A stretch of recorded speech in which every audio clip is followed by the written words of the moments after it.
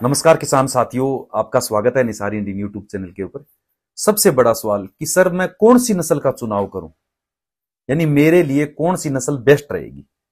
यानी हर किसी का यही सवाल होता है। बकरी पालन करने से पहले, भेड़ पालन करने से पहले हर इंसान के दिमाग में ये होता है कि कौन सी नस्ल रखूं जो मेरे को किफायती भी हो, बिकने में भी आसानी हो और अपने यहाँ एरिया में आराम से मिल भी जाए, पालन पोषण भी अच्छा हो और थोड़ा मतलब पालने में भी आसान हो। मेन चीज यही है, यानी कि अब कौन सी नस्ल का चुनाव करें, इस चीज को मैं आपको थोड़ा बताने वाला हूं जिससे आपको काफी ज्यादा फायदा मिलेगा। कॉमन सी बात बता रहा हूं।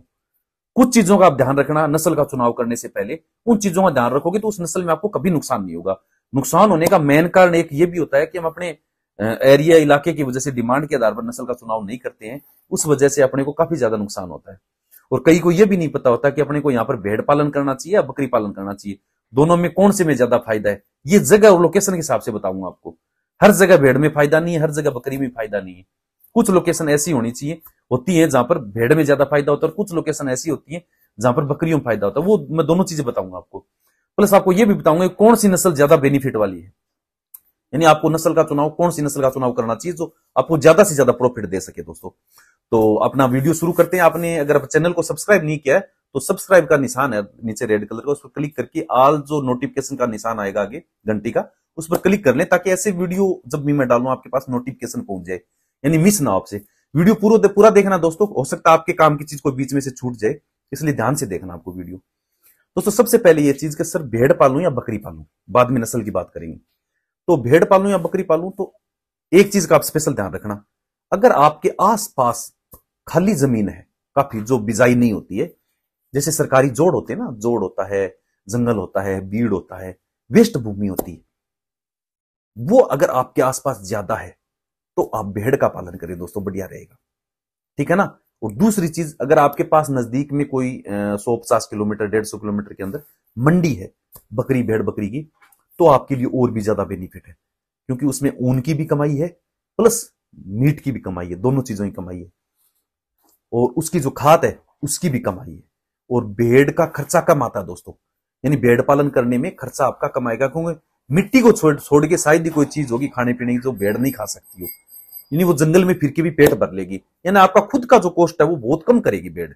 वो बेनिफिट है वो बकरी जितना ज्यादा देगी बकरी से। तो ये चीज का स्पेशल ध्यान रखना है। अगर आपके पास ओपन एरिया नहीं है घुमाने के लिए तो आप भेड़ पालन ना करें। ठीक है ना। भेड़ को एक ही जगह बांध के रखोगे तो वो उतनी ग्रोथ नहीं मिलती है। खाना तो आप महंगा खिला दोगे, मोल का खिला दोगे, तो बेनिफिट कैसे आएगा फिर वो।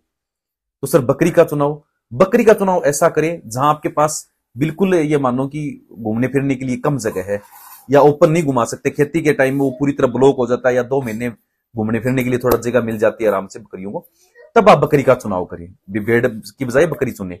तो सर बकरी में नस्ल कौन सी चुने। अब बात यहां आती है दोस्तों, मेन चीज, नस्ल का चुनाव करने से पहले आपको कुछ बातों का बहुत जरूरी ध्यान रखना है।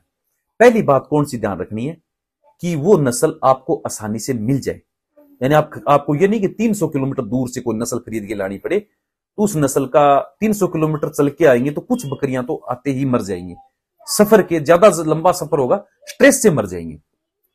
दूसरी चीज ये ध्यान रखनी है कि उस नस्ल की आपके आसपास डिमांड होनी चाहिए। ये नहीं कि आपके आसपास देसी नस्ल की डिमांड है या कोई ब्लैक बंगाल की डिमांड है और आप वहां पर तोतापुरी या सिरोही ले जाके छोड़ दें। आपका शौक आपको अच्छी लग रही है, लेकिन आपको घर पर उनको सजा के नहीं रखना दोस्तों।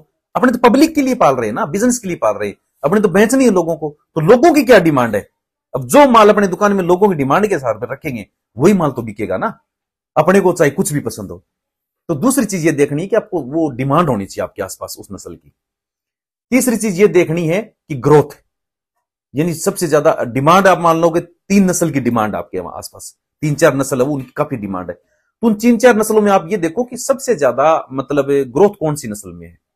जैसे सबकी सेम नहीं होती ना, जैसे सिरोही सोजत है, इसकी बजाय बर्बरी और ब्लैक बंगाल में ज्यादा ग्रोथ है, ज्यादा बच्चे ट्विंस डबल ट्रिपल लेके आने के चांस ज्यादा है, कम समय में मतलब ब्याने के चांस ज्यादा है। सिरोही है वो बहुत कम रेशियो होता है डबल बच्चे लाने का, 70% बकरियां वो सिंगल बच्चा लाती हैं। तो ये चीजें मतलब आपको स्पेशल ध्यान रखनी जरूरी है, यानी ग्रोथ का ध्यान रखना आपको। और अगली चीज क्या ध्यान रखनी है कि मतलब आपका क्लाइमेट, आपके क्लाइमेट में वो नस्ल है वो सूट होनी चाहिए। आसपास आपकी वो नस्ल रख रहे हैं पहले से, तो मान लो कि आपको पता चल गया कि वो नस्ल अपने यहाँ आराम से रह लेगी।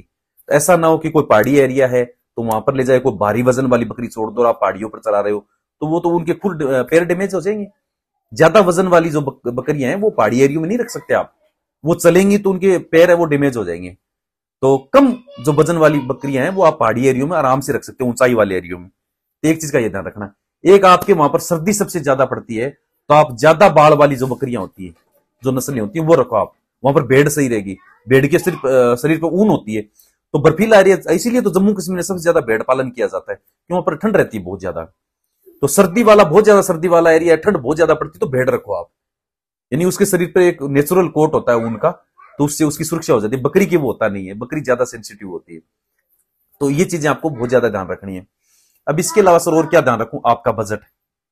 ये नहीं अपने को पसंद बोर हो और बजट अपने पास है नहीं, और एक बोर उधार पैसे लेके ब्याज पर लेके आप एक दो बोर लेके आ गए, उसमें एक दो मर गई, तो आपका बेनिफिट कहां जाएगा, फिर आप तो लॉस में चले गए। बजट कम है तो आप छोटी जो किस्म की नस्ल है वो लेके आओ, ठीक है। वजन कम है और छोटे नस्ल है उनको लेके आओ, और उसकी डिमांड है ये देनी। 3-4 चीजें आप पॉइंट लिख लेना, उन चीजों को आप वेरीफाई कर लेना अपने इलाके के हिसाब से, और वो नस्ल का चुनाव करके। नस्ल चुनाव करने से पहले आपको ध्यान, अपने रिश्ता करने जाते हैं तो पहले सारी चीजें देखते हैं ना, लड़के लड़की के कौन सा खानदान है, कितनी पढ़ी लिखी है, क्या क्या काम आता है, और अपने मतलब अपने परिवार के हिसाब से सूटेबल है कि नहीं। तो आपको पता है कि आप बिजनेस करने जा रहे हो तो जांच पड़ताल नहीं करोगे क्या करोगे फिर। ये चीजें आपको ऐसे नहीं कि किसी ने बता दिया उसमें ज्यादा बेनिफिट है और वो बकरी लाके छोड़ दी तो वो नुकसान कर जाएगी आपको, है ना। तो ये चीजें आपको स्पेशल ध्यान रखनी है दोस्तों नस्ल का चुनाव करने से। मेरे को लगता है आपको सवाल का जवाब मिल गया होगा कि सर मेरे को कौन सी नस्ल रखनी चाहिए। तो ये तो मैं नहीं बता सकता कि हाँ आप वहां से बोल रहे हो तो आपको वो रख लो, आप वहां से बोल रहे हो तो आप वो रख लो, नहीं। मैंने आपको चीजें बता दी, आपको पॉइंट बता दिया, इन पॉइंटों के आधार पर आप सेलेक्ट कर सकते हो कि आपको कौन सी नस्ल रखनी चाहिए, ठीक है ना। तो हो सकता है इन पॉइंटों से आपको कुछ हेल्प मिल जाए। तो दोस्तों और भी अपने नस्ल के बारे में और काफी वीडियो आएंगे, बहुत बड़ी अपडेट, एक मतलब नस्ल के बारे में पूरी बारीक सी मैं डिटेल बताऊंगा आपको, कहां पर कौन कौन सी मंडियां हैं, कैसे कैसे फायदा होता है, सारी चीजें आपको बताने वाला हूं। तो आगे अपने और वीडियो आएंगे, तब तक आप जुड़े रहे अपने निसार इंडियन चैनल के ऊपर। और जो अपने प्ले लिस्ट है, Nisar Indian training first, Nisar Indian training second, और अपने एनएलएम की प्ले लिस्ट, 3 प्ले लिस्ट है, उसमें काफी सारी वीडियो चैनल पर जाके अभी आप देखो उन वीडियो को। तब तक आगे वीडियो आएगा, इंतजार करें। मिलते हैं अगली वीडियो में, तब तक के लिए जय हिंद, जय भारत, जय किसान।